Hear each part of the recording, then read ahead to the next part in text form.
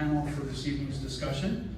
Starting here at this end of the table, Liz Bennion is a former newspaper editor with a degree in science who has been leading environmental advocacy and educational organizations since 2004.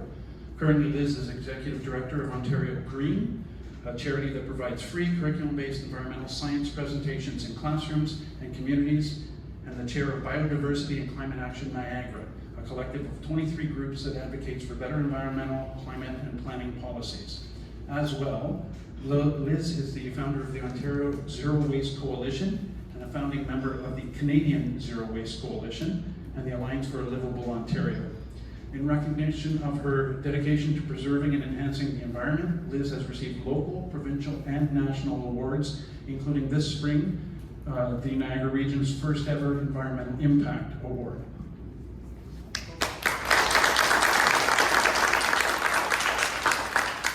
Next to Liz is Ann Yagi. Ann is the president of 8 Trees, Inc. This year is her 40th anniversary working as a professional biologist. She received her BSc Honors in Zoology from the University of Guelph in 1984 and her Masters of Science in Ecology and Evolution in 2020 from Brock University. Her thesis is entitled Flood Survival Strategies of Overwintering Snakes, and began her career with the Ministry of Natural Resources and Forestry in 1981, holding positions of summer student, fisheries enhancement officer, and fish and wildlife management biologist until her retirement in 2016 after 35 years of service. She is currently the chair of the Fowler's Toad Recovery Team, active member of the Canadian Society of Herpetologists, and her current research is using assisted hibernation methods she developed to increase snake winter survival for population recovery of the endangered Massasauga rattler. The winged Massasauga population is now in a managed state of recovery. 8 Trees is focused on species at risk related research and recovery projects, ecological restoration, citizen science, outreach, and education. 8 Trees is also working on several development-initiated natural heritage ecological restoration projects, including woodland stewardship, invasive species management, buffer creation, natural channel design, overland stormwater treatment, fish habitat, and wetland creation projects. Welcome, Ann.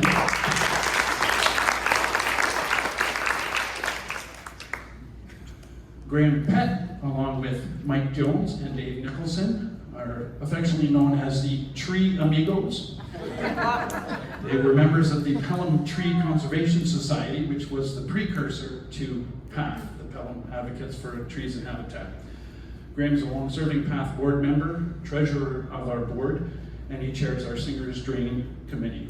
He did extensive review of 650 pages of the transportation portion of the environmental assessment pertaining to Merritt Road. And finally, welcome, friend. Lauren Vanderlinken. Not bad. Yeah. 6 Nations of the Grand River Elected Council. Lauren is an active member of the Consultation and Accommodation Process, that's the CAP team, and works to consult with proponents in Southern Ontario under the duty to consult with First Nations. This requires implementing the CAP team policy, including negotiating accommodation agreements, implementing the environmental levy, and educating proponents of the Indigenous perspective regarding environmental due diligence and mitigation. Additionally, Lauren works with the 6 Nations Wildlife and Stewardship Office, the SNWSO, to conduct and coordinate ecological monitoring projects to create a comprehensive baseline of the ecology of the 6 Nations Reserve. Most recently including the Ontario Bird Breeding Survey and a fungi inventory. Under SNWSO, Lauren also collaborates with the Giant Hogweed Management Task Force and Environment and Climate Canada's areas of concern program to incorporate the Indigenous perspective and advocate for the environment. Lauren is dedicated to building a thriving world through ecological conservation, increasing biodiversity, and ecological monitoring projects to raise awareness and protect our land and waters using both Western and traditional ecological knowledge. Lauren holds an Honours Bachelor of Arts and Science degree in Ecology and International Development from the University of Guelph. And an ecosystem management technology diploma from Sir Sanford Fleming College. And when I met her this evening, I told her June 12th, I get to try to be at both of those places as two of my kids graduate from programs. I'm not sure how you can do Peterborough and Guelph within an hour, but welcome, Lauren.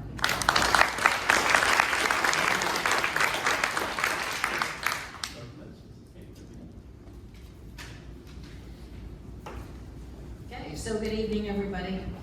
Thanks for coming out tonight. I think this is one of the worst projects I have ever seen. And I'm going to take you through a little bit of history about it. We'll look at what's planned, what's gone wrong up until now, and what we hope to do in the future. So I believe, it just exactly as I said here, it's a costly and irresponsible plan that we need to oppose. Next. So the plan was first proposed in 2016. And it was approved by the Caslin Cabal in 2017. Anyone unfamiliar with what happened? 2014, we had some bad characters take over our regional government, and they wanted to turn the NPCA into a rubber stamp for the development industry, and it was, all development. They didn't care about the costs. So that was the crew that okayed this plan back in 2017. Now, as you're probably well aware, they got wiped out in the 2018 election. And in fact, 21 of the 31 council members were new as of 2018. Nevertheless, the plan was already hatched. So BCAC, Biodiversity and Climate Action Coalition, got together in 2019, and we started talking about this plan from the start. In 2021, the plan came forward to council for environmental assessment funding, and BCAC commented on the plan. We sent letters to all members of regional council and to all the members of the councils in Thorold, Pelham, and Welland about the plan, opposing it for a number of reasons. We posted about it. We encouraged citizens to comment and to write their councillors. We further sent a letter to Chair Bradley and the Director of Planning and Michelle Sergi following the region's declaration of a climate emergency. And we said, okay, you've said there's a crisis. This is not the kind of plan that you need to be carrying through on. I don't think we had any response to that letter. In 2021, Regional Council went ahead and approved the funding for an environmental assessment.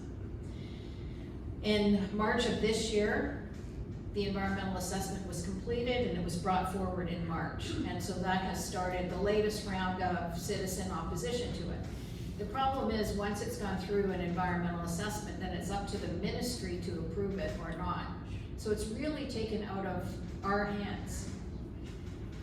We do have a little bit of power at our disposal, and I'll talk about that in a minute. So the next step is a detailed design phase, and that's where they say they're going to take care of all our problems. So anything we're concerned about is going to be looked after then. Just like they told us before the EA started with all our concerns, that the EA would solve all our problems. It didn't. Anyways, this project is a $53 million project. And that's just the construction costs. That's not the cost for the detailed design phase that they still have to do. That's not the cost for the mitigation measures they're going to have to undertake. That is the bare minimum, and that is 4 times what the original estimate was. Okay? This is a major, major, major cost to the region, and that means to all of us taxpayers. And for what? Next. So what they're planning to do, and what I've showed you here is a picture just of the wetlands. So this is from the EA's report. That just shows you where the wetlands are. You can see Merritt Road running right through the middle. It's a little hard to see, but the yellow part of Merritt Road is the Merritt Road that already exists, and the red line running right through the major part of the major provincially significant wetland is what they want to build. So they've divided it into 4 sections. In the first section, which is the part through the biggest wetland there that isn't a road right now, they want to create 2 traffic lanes of 3.5 meters each with a multi-use path on the north side and ditches on both sides. So when you start adding all that up, it's a pretty big area of destruction. and that doesn't include the amount of land that will be destroyed on either side of that as they're doing the construction. Segment 2 of Merritt Road is basically the same. Segment 3, they're going to have 4 lanes on that section, 3.3 meters wide each, 1.8 meter wide sidewalk on the south side, and a 3.6 separated two-way cycle track also on the south side. Segment 4 is the same, except they've also included a meridian in between the 4 lanes of traffic. So it's pretty big. And I want you to think about, when you contemplate all this road building, what it really means, because I think there's a bigger plan behind this. Right? They're not just building a road so people can travel from one end to the other. I've said this is R413. Okay? They build the road, and then once everything that's of significance environmentally has already been destroyed, once you have no more significant woodlands or significant wetlands, then you can go ahead and build other things. So that's a big concern that I have with this project. Next. So this is a map that I created because when they were doing their official plan, as any of you know who've read official plans and other kinds of things like that, they put everything on separate pages and on separate maps. So citizens can never see, you know, where the wetlands and woodlands were and where the roads are going and where the development's going, and you never see it all together. So when we were commenting on the official plan, when BCAC was commenting on the official plan, I created a map that showed everything all together. So I took their natural heritage mapping, and on top of that I put where Merritt Road is, that's the solid pink line, where they intend to extend it through, that's the dotted line. And then the yellow areas that you see outlined are new areas of development that have been incorporated into the official plan.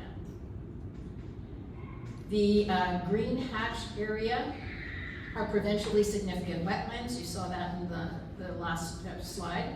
The blue hatched areas are other wetlands that are not considered provincially significant or that haven't been properly assessed. The dark green areas are significant woodlands, and the light green areas are other woodlands. So you can see that entire area has a lot of environmental significance. And you'll also notice that to the north there's Robinson Road, Port Robinson Road, and to the south there's Rice Road. And those are 2 parallel roads that don't have the same environmental features around them, and that could be used instead. Next slide. So we had a lot of criticisms of this. And when they did their first assessment in 2021, they had 19 different evaluation criteria as part of their assessment, but only 4 were related to the environment. Only 4. With climate change and stormwater management under engineering, not under environment. The criteria seem skewed to support a predetermined decision. Under natural heritage, the criteria, and I'm going to show you examples of this because it's kind of hard to understand, but I'm going to show you an example in a minute. Under natural heritage, it gave reasonably high marks, a half a circle, to Rice and Merritt Road improvements, suggesting that road building would leave the natural features in better condition than they were in now. Oh, yeah? The same goes for the quarter circle given to terrestrial and aquatic environmental criteria. It should have been an empty circle because there is no scenario where these areas, terrestrial and aquatic environments, will be left in a healthier condition than before a new or expanded road is driven through them. Under the health criteria, 0 was given to the area as it currently exists. Under the health criteria, 0. As it currently exists, whereas a full circle is given to expanding roads. This is a result of what we call scoping. So the criteria was scoped so that it actually gave more credit for things like bike paths and active transportation than it gave to things like oxygen Clean water. and clean water. Exactly right. Another example is that 0 value was given to the public realm benefit of existing green space. So they gave 0 to that. Whereas I think citizens give significant value to existing green space. And under stormwater management and climate change, the criteria, the existing woodland and wetland complex is given no weight, while road building gets full weight. Okay. Next slide. So just look at the middle one there for a second, natural heritage. And you'll notice that, you know, they had 5 different scenarios. One was do nothing and one was do everything. Of course, they chose do everything. And then there were a few in between. So if you just look at the last 2, which was number 4 was using alternative roads, okay? And then and remember we looked at Rice Road and we looked at the other road and we saw that there wasn't as many environmental features on there, right? Now notice number 5, which is the do everything, which is run the road through Merritt. And you'll notice that 4 and 5 are scored exactly the same. Okay? That's just one example. Next page, please. So look at health at the top there. This is the example I'm going to show you of scoping. So under health, the only criteria they looked at, they scoped it so that it was provide active transportation infrastructure, which will promote walking and cycling. And what I said to the region in the latest thing that I sent them was, you don't need to build roads so people can cycle and walk in our communities. We can find ways to, we have existing roads, we have existing sidewalks, we have existing pathways. Building a major road through a wetland is not a way to improve that. But anyways, look at the health thing at the end there. They gave full marks on health to building the road through the wetlands. All right, so that just gives you an example of you know, the kind of criteria they used. So next slide. Okay, so here's some of our issues with this thing. So this plan destroys provincially significant wetlands, which should be given the highest level of protection. Like the rest of southern Ontario, Niagara region has already lost most of its wetlands. In Niagara, only 6.36 of our area is wetlands. It destroys significant woodlands. Niagara has far less than the 30% forest cover that Environment Canada says is needed for a healthy environment. Studies done for the new 2022 official plan found there was only 17.5% forest cover in the region, and the NPCA's watershed reports give our forests a D rating, and that's because of their poor health, disturbance, and fragmentation. This plan will destroy 7 species at risk and their habitats, and that's what's been confirmed. If you read the environmental impact study, it says there are probably other species at risk, but they haven't been evaluated. The green infrastructure services provided by existing wetland to control flooding is going to be destroyed. Flooding in the area is already a problem, but it's because of damage that happened to previous wetland features in other places, and I think Ann is going to speak to that. It's going to destroy a highly sensitive aquifer. It's going to destroy significant wildlife movement corridors. All of this is documented in the environmental impact study. And as well, the new road will become a killing ground for wildlife because there are wetland and woodland features to the north and to the south of this road. So once they widen the road and build that new portion of the road, wildlife are just going to get slaughtered on those roads. And there is nothing in the design, the current design, they'll tell you, oh, we'll get to it in the detailed design phase. There's nothing in the current design that accommodates wildlife. There are no wildlife tunnels. There is nothing to accommodate wildlife in the current plan as it stands now. And a significant part of the region's brand new environmental system that they only put in place as part of their official plan in 2022 is going to be wiped out by this project. So they're not even committed to their own natural heritage system, which they just created, and which I have to tell you, BCAC fought for like crazy. I don't know how many delegations we made to Planning and Economic Development Committee and to Regional Council, and how many emails we wrote, and how much we coached people to talk to their councillors. It was a major effort by citizens to get them to adopt the best option for the natural heritage system, and now they're blowing right through it. Next slide. So this kind of planning makes citizens mistrust their government. The region pays lip service to protecting the environment, but we keep planning roads like it's the 1950s.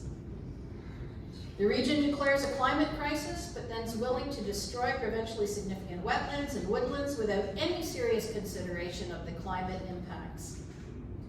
The plan flies the false flag of mitigation, pretending we can somehow engineer our way out of the damage that's being done. And the environmental impact study makes it clear we can't. They were as clear, those poor biologists who do those studies, they were as clear as they possibly could be. But you know what the problem is? Nobody reads the damn studies. Nobody reads it. Our councillors don't read it, our mayors don't read it. They don't read it. And what they read is not that one little section that's part of the grand EA. They read the final conclusions in the EA itself. So there's multiple reports that are part of the EA process. The environmental impact study is just one piece. And then anything the biologist says gets lost by the time they make the big conclusion to the big report. The EIS notes, and this is where I'm saying the poor biologists who do these studies, they try as hard as they can to get the message out. The EIS notes that the people in the room at a meeting with the NPCA and the region and the people doing the report, somebody in the room, they diplomatically did not say who, looked at this and said, should this project even go ahead? So even the people in the room were saying, what the hell? This plan goes against our community's values. It just does. This plan is Niagara's, as I said before, our 413. Once it's built and the features that made the area significant and worthy of protection are gone, development will follow. So this plan was envisioned in 2016 before hundreds of people died in BC because of a killer heat wave, before we were all choking on the smoke from cross-country forest fires, and before the region had developed a regional public transportation plan. We know better now, and we need to do better. Next. So we've asked the region to do a few things in our latest message to them.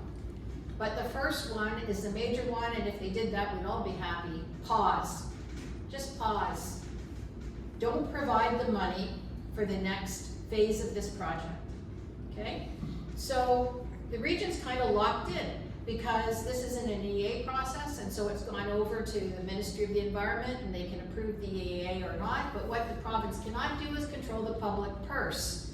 And that is our tax money, and that's the region. So the region still has to vote to give money to this project to go to the next phase, which is the detailed design phase. So our hope and our basic leverage is to say to the region, just don't budget for this. Don't budget for it.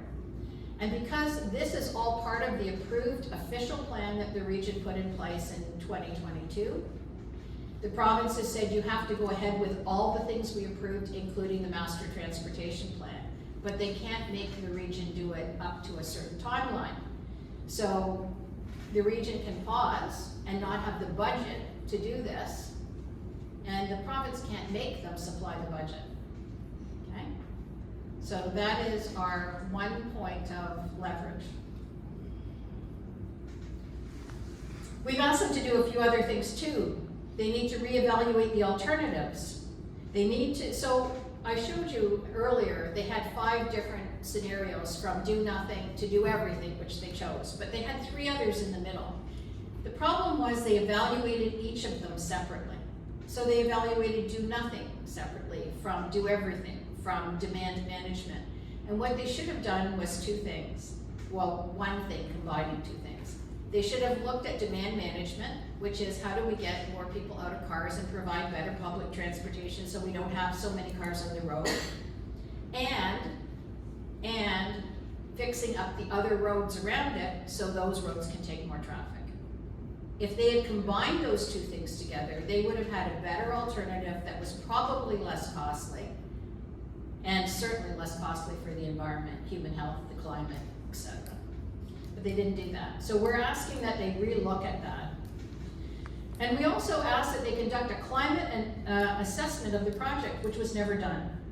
So the environmental studies report was the whole climate impacts of the proposed extension and expansion during construction, so only during construction, not altogether overall, but during construction, that was covered in 3 short paragraphs on page 279 of the report. 3 paragraphs. And in the environmental study report, various climate change policies and, climate change report gets 3 pages out of a 287 page report, 3 pages. 2.5 of those pages were a recounting of various climate-related policies and a chart of anticipated temperatures and precipitation and very hot days changes, with a further paragraph on how climate change may affect the project. So in total, there were 3 paragraphs in the ESR on the project's expected impacts on climate change. And then the final thing that we ask is they conduct a natural asset inventory of the area. We don't even know what we're losing. We don't know how much green infrastructure value is going to be destroyed by the project. Right now, that land is taking care of water management. It's taking care of flood abatement. It's doing services, and we don't know how much that service is worth, but we're already willing to get rid of it. Next. So there is a better alternative, as I mentioned. They should be looking at demand management, and they should be looking at fixing the other roads so they can take more traffic. And we believe that that would solve the problem in a much better way. So what can you do? Well, you can join BCAC because we will keep you informed of what's going on, and you can join us through email, and you can find us on Facebook. Pelham Path is also working on these issues, so if you're from Pelham, great to join them. There's going to be a time when we're going to have to write letters to our councils, again, where we're going to have to make delegations to council. We can help with all of that, and we need to raise awareness in the community, because I don't think enough people know what's going on. And even people who don't give a damn about the environment might care about the cost. $52 million just to construct the road today, 4 times its original estimated cost. And that's without all the other things that still have to happen. So I think more people need to be aware. And finally, I'm done talking. Thank you for being patient with me.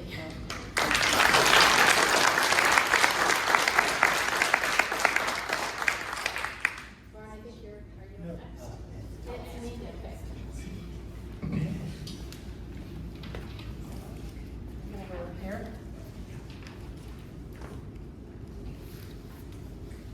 I have a little bit different perspective, but it's a well-intentional perspective. I hope you appreciate it. That's not mine. It's very nice though. Can I use that one?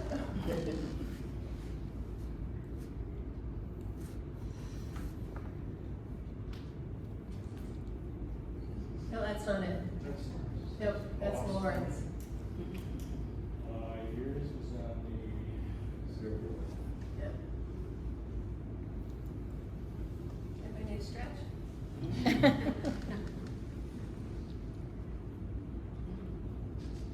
Should start with the dates. Probably the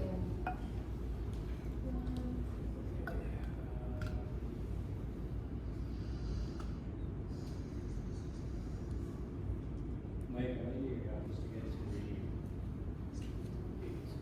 let's see. It was on this. Yep, it was on that one.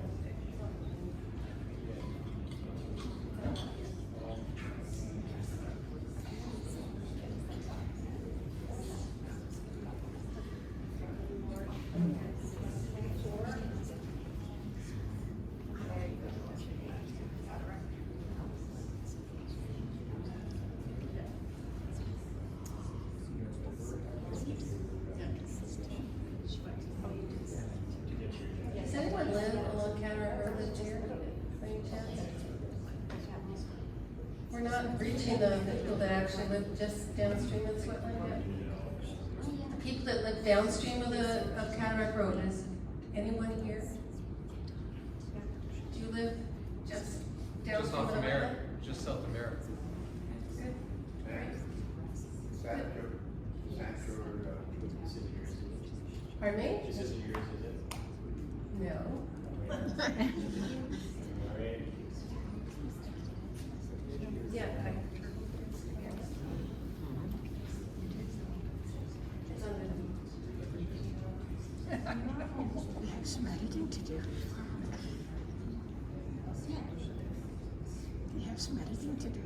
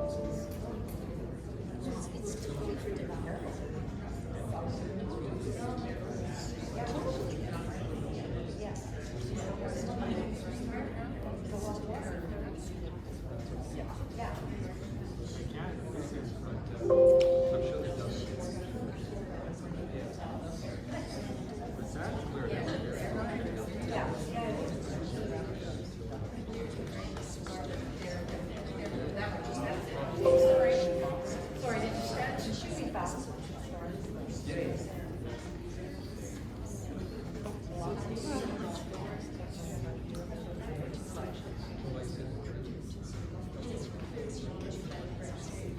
That's my mind.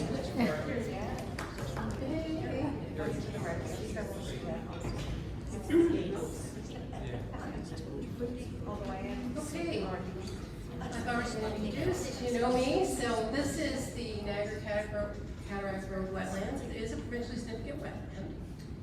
Go ahead, go to the next one. But first I want to talk about vernal pools, give you a little background. So what are vernal pools? They're a very unique type of wetland. They're seasonal water, shallow water, and they have species associated with it that are very unique to vernal pools. So it provides, these pools tend to dry up every year. And that's really great from a stormwater perspective if you want to think about it from an engineering perspective. These pools fill up in the spring, and the trees start leafing out, and they start drying down. And then they're ready for the next storm event. By September, October, November, they're ready to refill right back up again. So these types of wetlands are very unique, and Niagara is blessed with several vernal pool ecosystems, and Niagara Cataract Road is a vernal pool ecosystem. Go ahead. This pink line identifies the wetland boundary that was done somewhere around, I can't remember, 2009 maybe? So we went out and evaluated the wetland from the roadsides, because we didn't have public access to the wetland. And then from that, we then look at aerial photos. And most of our training in wetland identification is aerial photo interpretation. And after 40 years of it, we're pretty good at it. So I can tell you, it's a little light in here, but can you see those kind of dark pooly lines? Okay, that are kind of open in the canopy. Those are vernal pools. And then if you look north of Merritt Road, which is right through the middle there, the right of way, you see that straight line that runs through there? Well, this area wasn't always wetlands. There was a period of time it was farmed. And when land's farmed, they change wetland functions for a long time. And it takes a long time for the land to recover. This area has naturalized over top of what was farmed, okay? So it doesn't necessarily work as good as it can. So it's drained. So the water doesn't hold the water, the wetland doesn't hold the water as long as it should. Okay, so it runs off. Go ahead. Next one. Our vernal pool communities are chorus frogs, spring peepers, great tree frogs, salamanders, blue spotted salamanders, Jefferson's if you're lucky, a little closer to Hamilton, not so much here. Fish and bullfrogs do not belong in a vernal pool community. They eat these frogs and their tadpoles. So what happens is when the drains are created, they've made all these connections to more permanent water areas, and they brought all these predators into the vernal pool ecosystem. And our vernal pool ecosystems are in trouble from that, okay? Wetland drainage is probably the leading problem of poor wetland quality in this whole region, drainage. And when areas are naturalized on top of farmland drained, and you didn't address it and fix it up as the wetland is growing back into a wetland again, you lose those functions. The functions aren't as good as they could be. Go ahead. So, well, already, Liz showed this already, but the red area is basically the area, I see it moved, but anyway, the right-of-way goes right through the wetland, as you know. And this is right straight through habitat of vernal pool communities, and those vernal pool communities are what we're losing a little bit at a time, and it's just we're just deleting them off the landscape, one little development at a time. This one will take out quite a bit. Go ahead. So ecological functions of wetlands are, you might have heard this before, hydrological. I'm going to talk a lot about water. They absorb precipitation, they hold it back. It's called flood retention. And when they're working right, they do a really good job. And seasonally they sort of store water, and then they discharge flow. Sorry, I've got that. Anyway, carbon sink. So they take carbon out of the atmosphere and they hold on to it and they retain it and keep it from nutrient sink.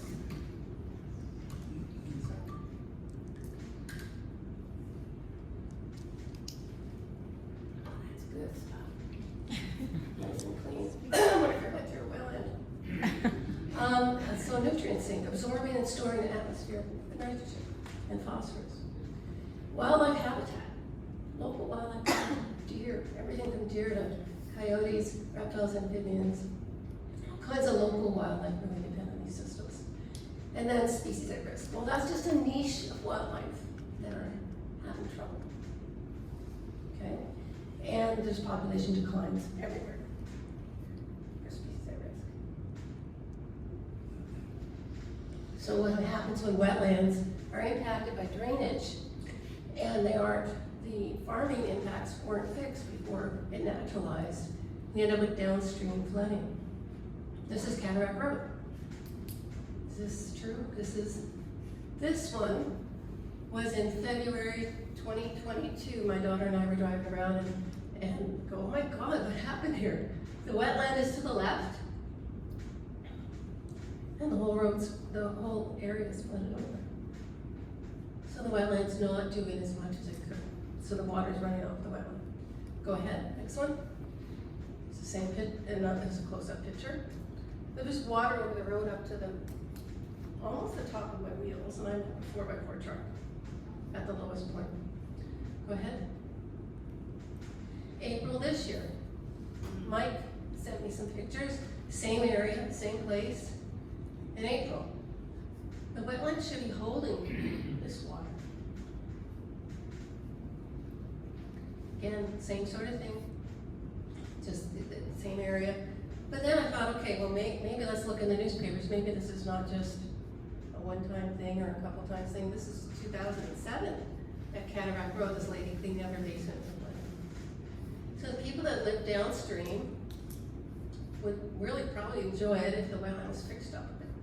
And it can be if you're carefully, but not in a bunch of engineering way, but an ecological way. We can go in and fix it to hold water properly and improve ecological functions, and that's really what my letter to the region was all about. Go ahead. This is what the wetland complex through the right-of-way looked like in the 1930s. See, it was farmed. but not all of it. There's those areas I call ecological cores that are left, and they contain your seed bank, your history, all the good stuff that can naturalize the landscape once the farming finished. But you see all those lines going this way, and that blue line kind of squiggles across the top. Well, that's just a farm ditch. It's the same place it is today. It's actually deepened. People are trying to get the water off the land way too fast through here and not letting the wetland do its job. It can do a better job here. But can you imagine adding more stormwater from a road development onto an already impacted system? I wouldn't want to be living downstream of the wetland or downstream of this development. But it can be fixed, it could be addressed, but it has to be done properly and not an engineered way where they pump water out of my land or divert it somewhere else or build roads higher and dig deeper ditches, which is their traditional approach to doing things. But it can work because there's so much more area now that's wetland. Can you go to the next slide? There's so much more area now that is naturalized. We just need to get in there. And so I asked the region, I said, can't we get in there and fix this wetland? Just spend some of that money and fix this wetland and improve the habitat for the site and build your road somewhere else. Basically what my message was to them. You can go to the next slide. I did an analysis. This is a digital elevation modeling analysis. And I confined the scope of the elevations from 186 to 181. So anything above 186 meters above sea level is black. Everything below 181 is blue. You can see what this area looks like. It's lowland, okay? And it has these drainage channels that are through it. Okay, it's no longer that vernal pool community that holds water in the spring and then it lets it dry out through the summer and then refill again in the fall. So those functions are gone or impaired, not gone, impaired. Because we do have calling courses of frogs through this area. It's been one of my areas that I've looked at frog calls for a long time. Go ahead. So let's just, the scoping of an EA is horrible. You listed that, but you look out, bigger picture. This is just a digital elevation model, the same parameters, 186 to 181. And you just see the bigger picture and the higher ground pops out. What is wrong with using the higher ground, repairing the wetlands, maybe actually cleaning up the stormwater and allowing it to filter into the wetland, fix the wetland to hold water better so people don't get flooded out on Cataract Road, which is must be very hard on those people after years of that. It's just been getting worse with all the development of Fawn Hill. Great big sand pit, okay, and they put it all in, all the stormwater in pipes. It runs off and eventually ends up at the lowest point of land, which is lowland here, and then it causes trouble. It didn't have, none of the designs of any of our works in Pelham are to infiltrate the water and recharge the groundwater table. It doesn't have to run off in a pipe. None of them do that. They keep building more and more pipes. Yeah. Down Haste Road, down Pelham Street, it's all piped now. So that's part of the problem. So we prepared a letter, and our letter had a different message because I thought Liz handled the other message very well. I didn't need to reinvent that. And we talked about what is existing conditions. Can you put some of this money towards fixing this wetland? Can you move the roads? Think smartly. Do you really want your infrastructure in low-lying areas like that? Like, that's nuts. It's nuts.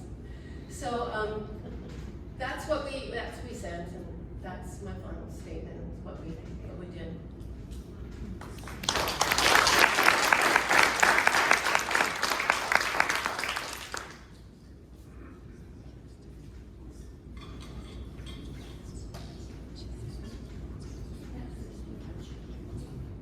Test.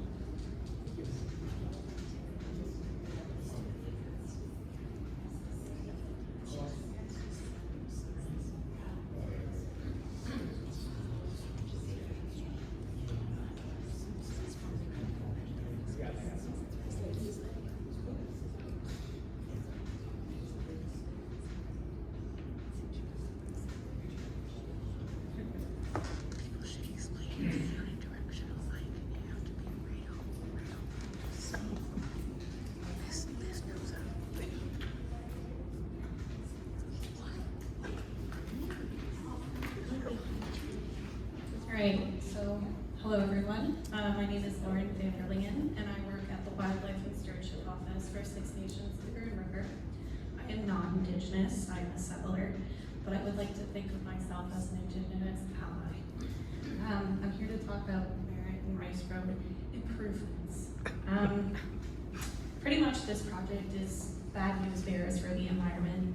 There's going to be a lot of negative implications as there's a lot of significant natural features on the property, including provincially significant wetlands, watercourses, tributaries, floodplains, like the Niagara Street, Cataract Road, Woodlot Wetland Complex. It's a mouthful, but it's a big issue here. There's also the towpath and Singer's drains. And the headwater of the towpath drain is identified on the Fonthill Cane Delta Complex, which is just to the west of the study area. This is a source water protection area and it's a significant source of groundwater recharge that 80% of the Niagara region relies on for drinking water.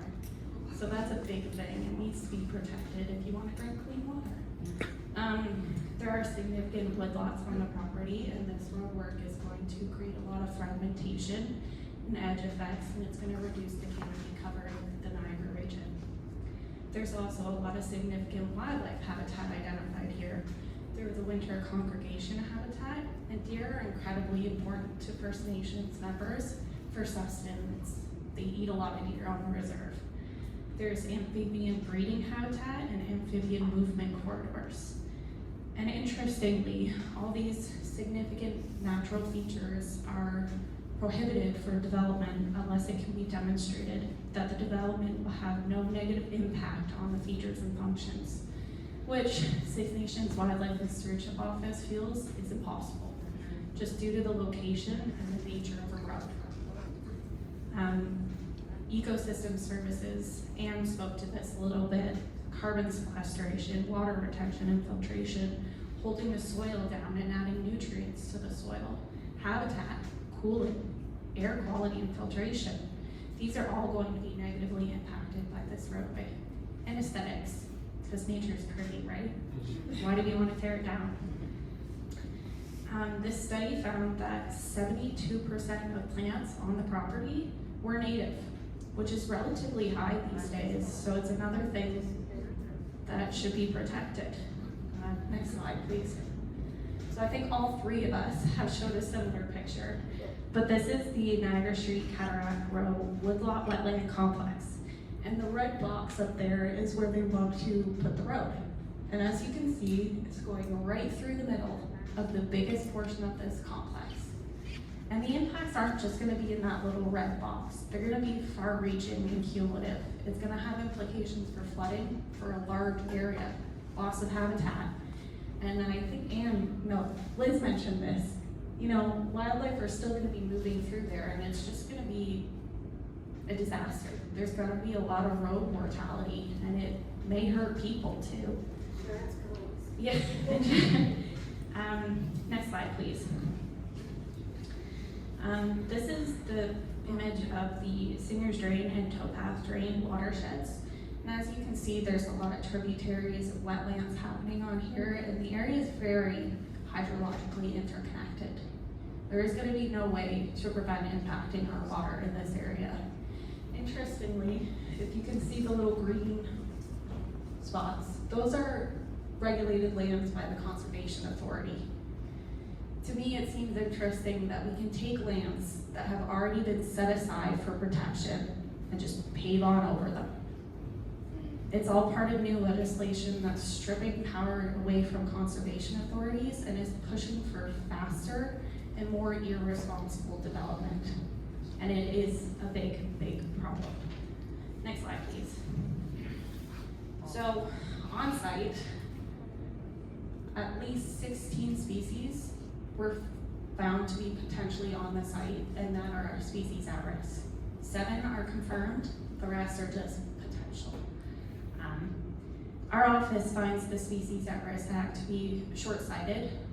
We shouldn't have to wait for a species to be designated at risk before we decide to protect these species.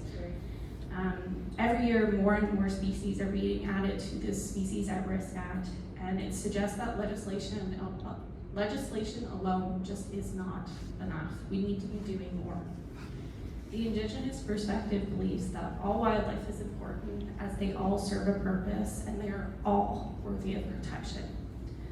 Unfortunately, the Species at Risk Act is the system that has been created, and it's the one that we have to work within. But if there's 16 potential species at risk on the site, and that's not enough to stop the project, what good is this system that we've created? Next slide, please. So this project is going to have implications for Indigenous treaty rights. Next slide, please. This is the 1701 Man Treaty Territory. This treaty was signed on behalf of the Crown to say that Six Nations has the right to hunt, fish, and harvest in this area, and that right has no end. This treaty territory was the result of interterritorial wars between First Nations, called the Beaver Wars, but it is now understood as Six Nations hunting territory. Next slide, please. So the study area contains a lot of different habitats. We have woodlands, meadows, wetlands, and if those are removed, it's likely going to impact hunting and harvesting rights for Indigenous people. There are several species identified in the study that would have potential significance to Six Nations people. I use the word potential because I do not want to create a blanket statement. Each person and each nation within Six Nations will have different uses for these species, but it is generally understood that they have medicinal, cultural, and sustenance purposes for the community. I just want to note that American chestnut and butternut, they haven't done a proper tree inventory on the site yet, but through desktop surveys, they found that they're probably there, but they haven't gone in boots on the ground to figure it out yet. And just said that they are there, so that just adds more validity to the claim. Next slide, please. So the Indigenous perspective is that we as a society are obligated to the future to ensure that there is a healthy environment, so the lands, the waters, the skies, the wildlife, the vegetation, for future generations to live, play, and enjoy. So the decisions that we make today should protect this earth for 7 generations into the future. We advocate that our efforts today should leave the environment better off than it was before. This means putting the health of the environment above all else, above money, above social issues, what have you. It's important to remember that the environment can survive without us, but we cannot survive without the environment. The Indigenous perspective tends to be a lot more holistic than the Western perspective, meaning that Indigenous peoples look at each part of the system and the role it plays in providing a balance. Each part of the system, or each non-human being, should be considered worthy of protection, just as you would protect another human from harm. So the waters, the earth, the sky, the wildlife, vegetation, the plants, they are all their own being, and they are all worthy of protection because they all serve a purpose. This roadway improvement will not be leaving the environment better off than it was before. It will be negatively impacting delicate system teeming with life and provides many ecosystem services that our great grandchildren are going to need.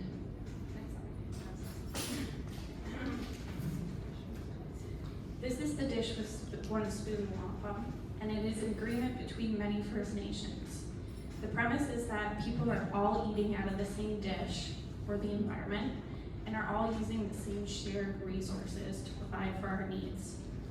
The agreement is to be co-stewards and to take only what is required to make sure that all living beings are able to sustain their lives. This includes caring for the environment and those non-human beings. Many things we share today need to be carefully considered, and sharing must be applied equally to all partners. This applies to the roadway extension because Indigenous hunting and harvesting rights are not being considered, and the environment, which is meant to provide for us all, is not being adequately cared for. Next slide, please. So this is the mitigation hierarchy, and this is something that the Wildlife Office recommends for all components to follow. First, avoid the area, minimize your impacts, mitigate your impacts, and then offset those impacts. It's clear to us that the proponent did not use this hierarchy to consider whether or not to build this roadway here, nor did they put the environment first. If they had properly consulted with First Nations, they would have realized that avoidance was the best measure to take here and would work to find alternative methods or areas to put their roadway. Next slide, please. So, to put it mildly, this environmental assessment lacked due diligence. It was bad. It did not quantify the number of trees that would need to be removed, nor did it quantify the destruction that would result. They did not perform multi-year, multi-season surveys, which are required for all wildlife, from mammals to benthics, which are the little invisible water bugs, in order to account for the variability in wildlife cycles and the landscape. Multi-year, multi-season approach would have created a comprehensive understanding of the impacts to all wildlife in the study area, and it would have informed stronger mitigation measures. The Chartered Institute of Ecology and Environmental Management, which is based out of the UK, but they've established some pretty good guidelines, whereas Ontario has not, suggests that ecological surveys older than 3 years should be considered out of date and would need to be updated. So surveys conducted in 2021 are reaching their expiry dates this year. They lack targeted surveys for mammals, turtles, reptiles, bats, and calling amphibians. Records were incidental for mammals, and species were ruled to have low probability of occurrence using desktop surveys, which is not equivalent to boots on the ground targeted surveys, because it doesn't account for how wildlife ranges might be changing due to increased development or climate change. This study did not acknowledge the current reality of climate change or the cumulative impacts that the loss of these natural features will have on the climate. Did not consider the value of tree canopy to cleaner air, did not consider the role of wetlands in mitigating flooding, did not consider how the replacement of natural environment with pavement and artificial lighting is only going to make the climate problem worse. The study's flawed because there were alternative routes, they just didn't really care to look at them. Port Robinson, Cataract Road, and Quaker Road already exist, and they've already been identified as needing upgrading. So why don't we just beef those up and make them better roads to deal with the congestion problem? Overall, this EA lacks the due diligence required to prove that the impacts are predictable and manageable, because they didn't put in work. They didn't study what they should have studied. Next slide, please. So this is just a table showing the surveys that they did do. They only use calling amphibian surveys, which disregards non-calling amphibians like salamanders, which are a pretty cool little species.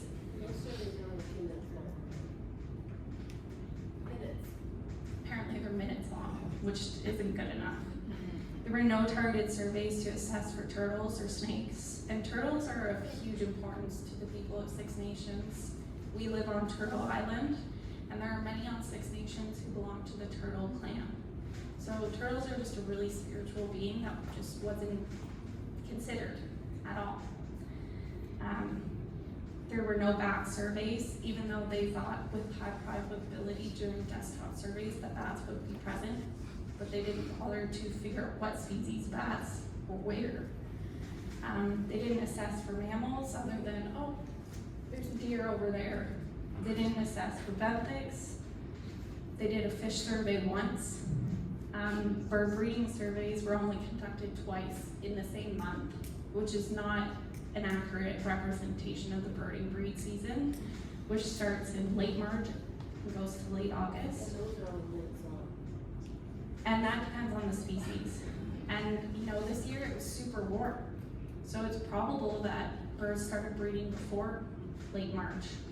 A lot of species were not studied for in this project, and it was really sloppy. It was sloppy work. So we really want the proponent to have up-to-date surveys, and use the multi-season, multi-year approach to help validate what species are actually there and what wildlife might be changing. So, you know, maybe a species wasn't there in 2021, but it's there now because they developed somewhere else and they've been displaced into this area. Next slide, please.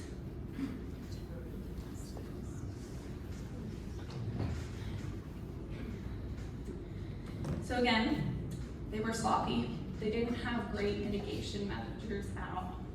They were suggesting a 2-to-1 tree replacement, but typically our office wants a 10-to-1 tree replacement ratio because 2 little saplings cannot account for the loss of a mature tree in terms of carbon sequestration, habitat, holding down the soil, retaining water. It's just not a comparable ratio. It does not address the need for buffer zones through the Singer or towpath drains or the woodlot, provincially significant wetland. No buffer was mentioned. And the Natural Heritage Reference Manual recommends a 120-meter buffer for significant natural features. No buffers. There was no mention of creating wildlife habitat, so wooden bat boxes or bird boxes, brush piles for snakes, improving the water quality for amphibians or the fish that do exist there. Nothing. They did mention planting native vegetation and keeping the areas free of invasive species, but there was no invasive species management plan, no monitoring plans suggested. They mentioned that they wanted to build amphibian wildlife passages under the roadway, which is good, but it's standard practice and it's something we typically recommend. But in this area, it's really defeating because they should just really avoid the area altogether. And even with that, there was no passages for the mammals or any other species. And again, no monitoring plans, no maintenance plans. Some other things that they mentioned were restricting works to occur outside of specified times. So in water works, we're going to be restricted to avoid fish spawning. Tree removals were going to happen outside of the bird breeding and bat roosting windows. But again, that doesn't count for the outliers. This year was warm. Maybe the birds started building their nest in early March. They would have been ripped out of their nests that morning. Sediment and silt fencing, inspected several times. It acts as an exclusion fence for wildlife and it'll help control erosion. Again, it's standard practice, but it sucks. Turtles will find their way under the fence, snakes will slither through, deer will hop the fence, and it's not going to control airborne dust either, so that can still find its way into the area. And once that fence is taken down after the road's built, there's nothing there. It's a road mortality waiting to happen. They're also going to perform wildlife sweeps, which are essentially a biologist walks around, and if they see a turtle on the site, they'll avoid construction there for a day or two, and then they'll try and relocate the turtle somewhere else. Standard practice. We believe that these measures are half-hearted and born only out of the need for legislative compliance rather than the want to protect the wildlife. They lack details and monitoring plans. It's all just not well thought out. And we as a society should be working to better the environment and protect wildlife. We are obligated to our future generations to ensure that they have an environment worth living in. We need to go above and beyond legislative requirement to protect this earth because this legislation is not enough. We may not be solely responsible for the problem, but we should all strive to be a part of the solution. We all have a part to play. Next slide, please. So pretty much, this is a bad idea. It's not here for environmental protection. The alternatives weren't taken seriously. It's not a climate action initiative like they would have you believe. They keep stating, oh, we're gonna reduce greenhouse gas emissions because we're gonna reduce idling and congestion. That's a joke. The The wildlife, habitat, and ecosystem services lost as a result are just gonna put more strain on our environment and require more costly infrastructure to be built. And that infrastructure will never perform as well as the free and effective features we already have. There was a lack of due diligence, inadequate surveys, they're acting quickly and not carefully. The mitigation measures are for compliance rather than the good of the environment. And there will be negative impacts of Indigenous hunting and harvesting rights. Species of importance to Six Nations weren't considered. They're going to be displaced, and it's going to have an impact on people's ability to harvest from these lands. Additionally, we felt that we have been notified about this project, but we hadn't been properly consulted. Next slide, please. So the duty to consult is written into the Constitution, and the government has a duty to consult with Six Nations and other First Nations and accommodate when it's appropriate. The duty is often delegated from the Crown to municipalities and then on to proponents. But in this case, the region is the proponent, so they have the duty to consult with First Nations. Consultation shouldn't just be a checkbox or a, hey, we're doing this. You need to have an honest conversation with First Nations people. It needs to be open. They need to listen. It needs to go back and forth. And it needs to try to find a way to make both sides happy,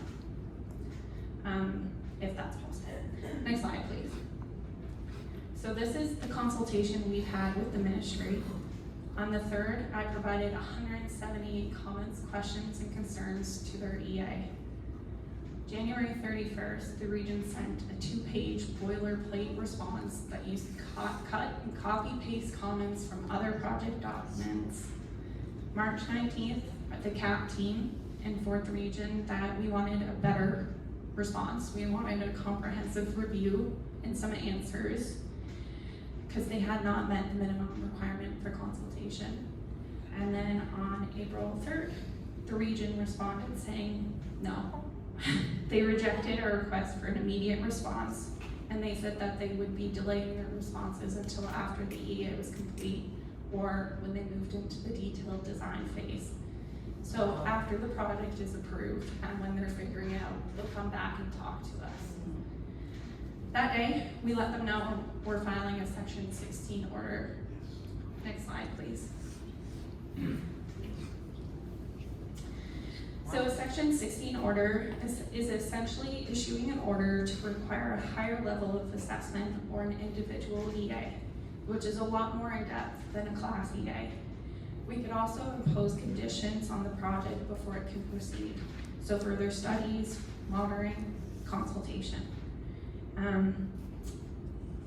Once an order is issued, the project is on pause until the minister makes a decision to accept or deny our request. April 8th, we filed this Section 16 order opposing the development because it was environmentally destructive and it would impact Indigenous hunting and harvesting treaty rights.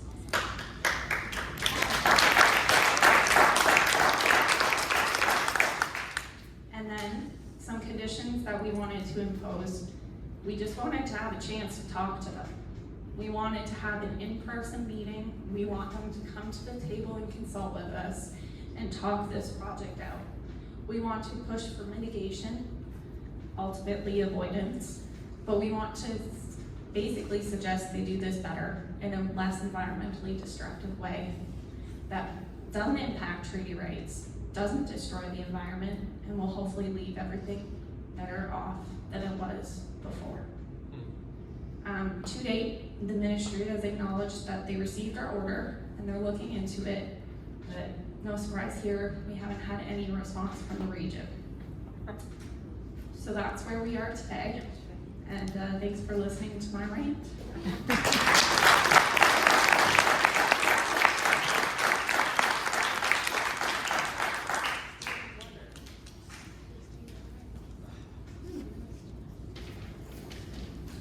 Thank you, Laura. That was most interesting, and it's a huge development, that Section 16, because basically Indigenous nations are the only ones that can really have any legal right to appeal.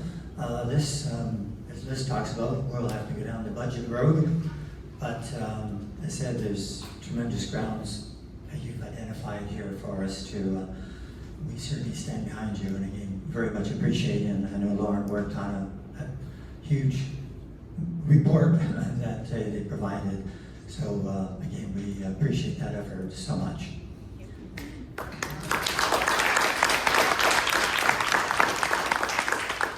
Okay, we've been going a while, so I'm the last speaker. I'm going to make it short and sweet as much as I can here. I'm not an expert to the degree that certainly the other three speakers are in this regard, but I think it's important to just speak briefly about the actual transportation study assessment that was done as part of this overall report. And by the way, this EA contained about 18 reports. So there was thousands of pages of documentation. And I know I didn't go through every report, I just tried to focus on the ones I thought were most relevant. Just a little bit in terms of why I kind of took this on, and do I have some qualification for doing this? I would just say in my professional career, I provided expert reporting to lawyers and ultimately to the courts. In that work, I reviewed literally thousands of experts' reports across various disciplines. As an environmental activist, I've similarly reviewed many consultation and other reports. So I've been doing that for about 30 years, both professionally and in the environment. So I'm not claiming I'm a transportation expert by any stretch, but I think I have what I would call transferable skills related to analyzing and critiquing some of these reports.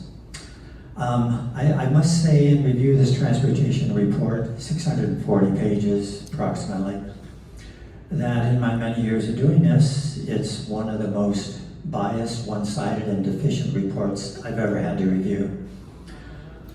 It's very sad commentary when you look at what the region is paying, we're paying for this kind of work.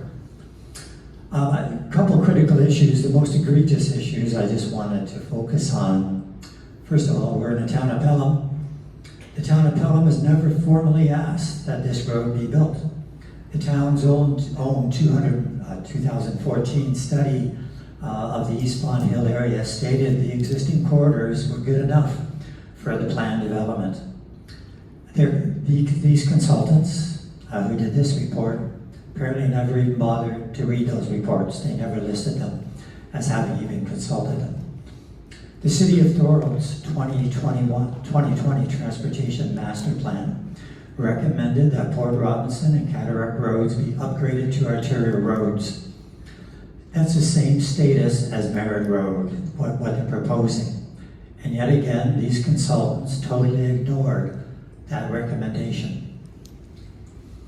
Regarding Quaker Road in Welland, it's clearly a major east-west corridor, and they never seriously addressed that roadway status.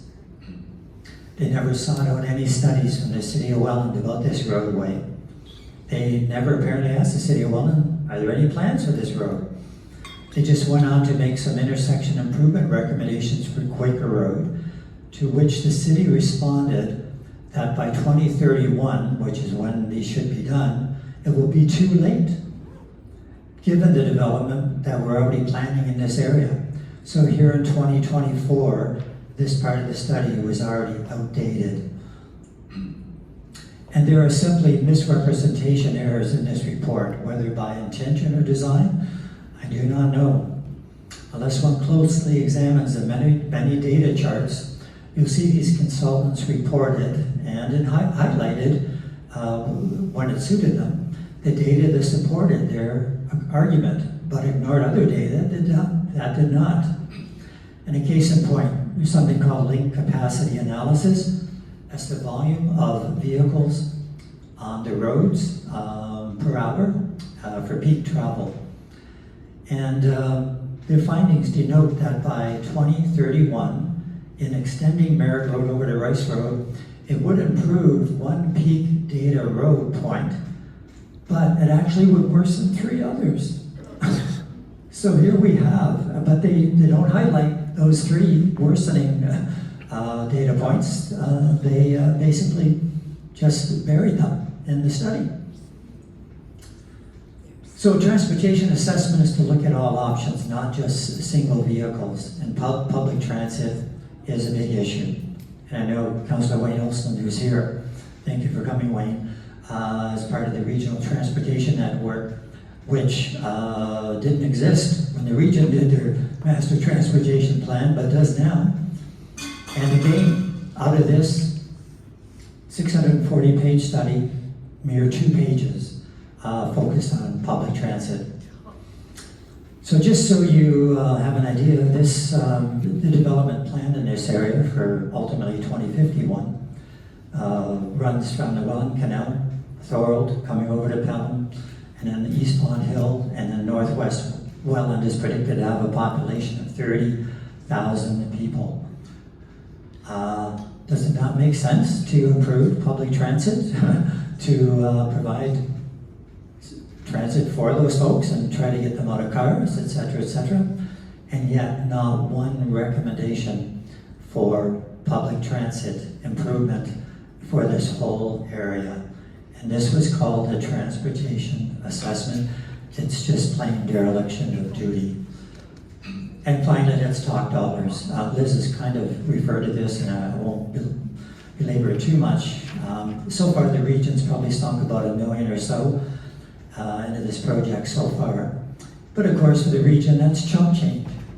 I think that's just, really, it's like going to Tim Hortons for them.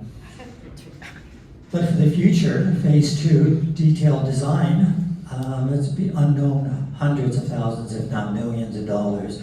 No one knows at this point. And then to build it. And just to break down those figures a little bit more, Liz had referred to, they were from 2017. And the stretch of road from Merritt Road, going from 406 over to Rice Road, and through the unopened road allowance was estimated at $8.6 million. That cost now is estimated at $39 million. So again, that's almost a 5-fold increase in 6 years. That is just insane in terms of my mind. The additional cost Liz referred to for the total project of $52 million entails making improvements to Rice Road. But even then, these consultants suggested, well, just improve it, the 2 lanes for now, but by 2041, you'll probably have to make it 4 lanes. So you're gonna spend that money now, and then you're gonna just have to rip it all up and double it in another 10 years. This is, again, it just seems simply rather inane. So, what is the wisdom of building a road in an unknown floodplain where the Conservation Authority advises will flood to a meter's depth in a bad storm, as we can see the pictures will show? Guess who is the insurance company for the region?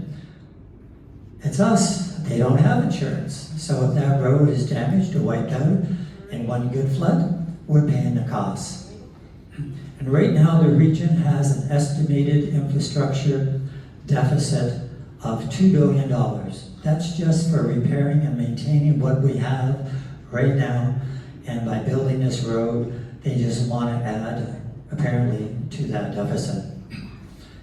And I guess finally, what was our regional increase last year on our tax levy? I think it was 9%, as I recall. So if they continue with this kind of project and with others, I think we may be looking back very fondly at our tax increase for last year, because it isn't going to be going down by any stretch. Okay, thank you very much.